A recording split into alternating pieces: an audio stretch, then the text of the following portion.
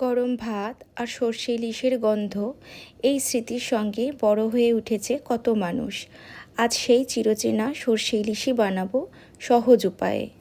প্রথমে ইলিশ মাছ ভালো করে ধুয়ে নুন আর হলুদ মাখিয়ে কিছুক্ষণ রেখে দিলাম। এদিকে সর্ষে, কাঁচা লঙ্কা আর সামান্য নুন দিয়ে মিহি পেস্ট তৈরি করে নিলাম। এবার সর্ষে বাটা ভালো করে ছেঁকে নিয়ে সঙ্গে একটু হলুদ আর জল মিশিয়ে ঝোলের মশলা তৈরি করলাম। ইলিশ এমন একটা মাছ যেটাতে খুব বেশি মশলার প্রয়োজন হয় না। নিজের স্বাদ আর গন্ধেই সে অনন্য।